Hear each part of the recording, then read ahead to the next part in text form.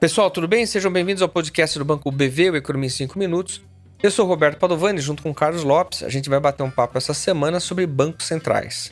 Bom, esse tem sido um tema importante porque nas últimas semanas a gente tem tido vários sinais favoráveis de queda da inflação no Brasil e no mundo. Só para a gente lembrar a história, lá em 2021, durante a pandemia, houve dois vilões na inflação global. O primeiro deles, preços de alimentos, e depois preços de petróleo. O que a gente tem visto no último ano, no entanto, desde meados de 2022, é uma clara tendência de queda dos preços de matérias-primas. O preço de petróleo, por exemplo, que havia alcançado quase o patamar de $140 o barril, tem operado mais na faixa de 70, 80. As commodities metálicas mostram um canal de baixa e mesmo os preços agrícolas têm sido muito mais bem comportados nos últimos 2 meses. O resultado é uma clara leitura de que os choques foram superados e isso tem permitido recuos importantes na inflação no mundo. No caso norte-americano, por exemplo, depois de ter alcançado uma inflação ao consumidor próxima a 9% no ano passado, o último dado mostrou uma inflação mais próxima a 4%. Mesma história aqui no Brasil, o IPCA no ano passado alcançou o patamar de 12% e no último resultado de maio indicou uma inflação mais próxima a 4% também. Portanto, uma inflação no mundo bem comportada. As expectativas de inflação também estão melhorando. No caso norte-americano, ela mostra um recuo expressivo e nos últimos 2 meses a gente começa a ver também uma melhoria no cenário inflacionário aqui no Brasil.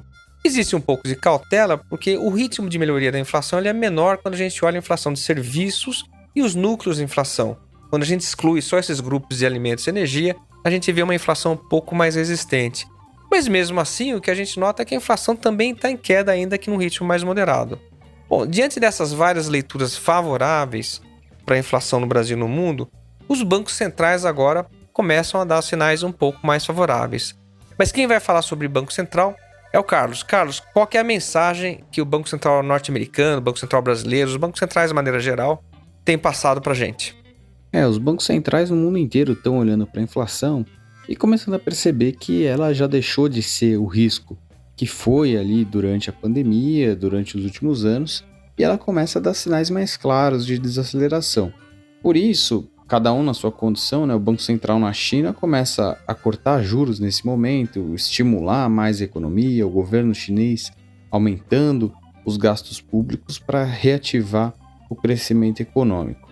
Nos Estados Unidos, o Fed já percebe que há espaço para fazer uma pausa, e essa pausa ela pode eventualmente até virar uma parada a depender da evolução da inflação. Então, se a inflação continuar desacelerando como esperado, essa pausa pode se tornar uma parada por alguns meses, para então, no final do ano ou no ano que vem, o Fed voltar a cortar os juros para estimular a economia.